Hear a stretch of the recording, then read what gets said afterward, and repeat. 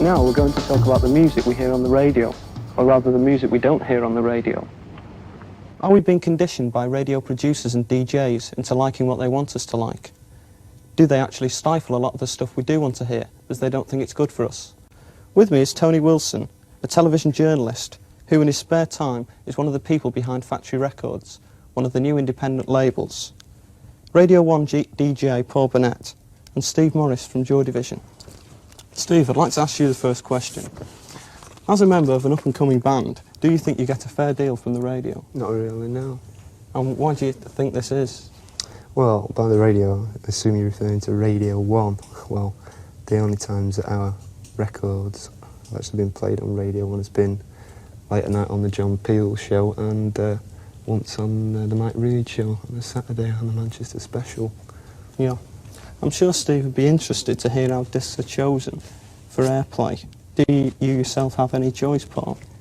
Yes, we do, with just the record of the week, you know, that we put our name to. So it's a very limited choice, see? No, I was just going to say that we do have an influence on the selection of records that go up to the playlist meeting, which is 4 producers who sit down once a week and submit records which they all play and listen to.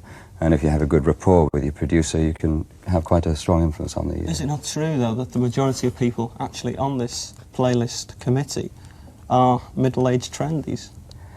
That has been said, it has been said. It's unfair, because by saying that, you're as guilty of, you know, if you believe that, you're as guilty of prejudice as much as people who believe that youngsters are yobs and what have you.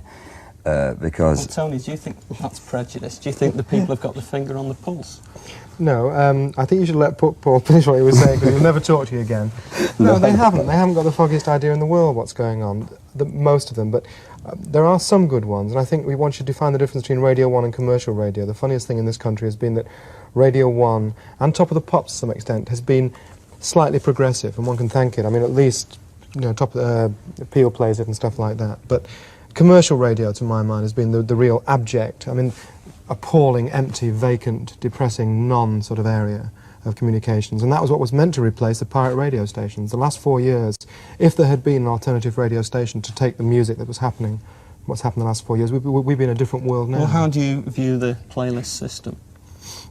I view the playlist system as being incredibly important if you want to hit record. In fact, if you want to hit record, the commercial stations, everything is irrelevant. What is relevant is the choice of a Radio 1 producer, whether he likes the record or not. I find the fact that many record reps have to take their records, their singles, out of picture sleeves and put them in white bags. Anything with a picture sleeve is immediately punk and is discarded. This is the story, one of the stories I've heard. I'm sure you'll deny it, Paul. Is that fair criticism? I don't know about that. I suppose it's valid that it's possible that somebody looking at a sleeve will immediately condemn it as whatever the sleeve seems to indicate is in that, which is obviously to be avoided. I suppose it's just a safety device, really, to make sure that that doesn't happen, that's all.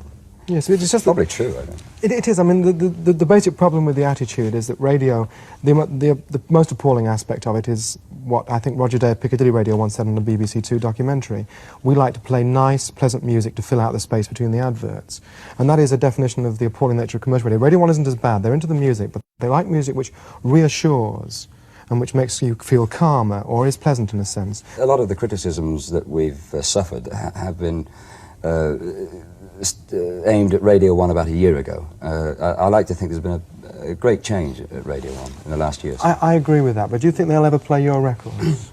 Doubtful. Doubtful. But why... Quite agree, it is doubtful. Is there an automatic right that you have, when you bring a record out, that it should get played on Radio 1? I mean, if it's a brilliant record, if it's better than most of the dross that's around, I mean, and there are records which are better than most of the dross that is around that don't get played because they are slightly unsettling.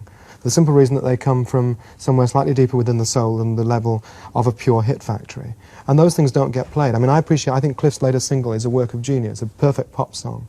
But this lot are doing the same kind of thing. They're using melody and rhythm in a hypnotic way, which is what makes a hit single. But because it's unsettling and slightly sinister and gothic, it won't be played. It seems a shame.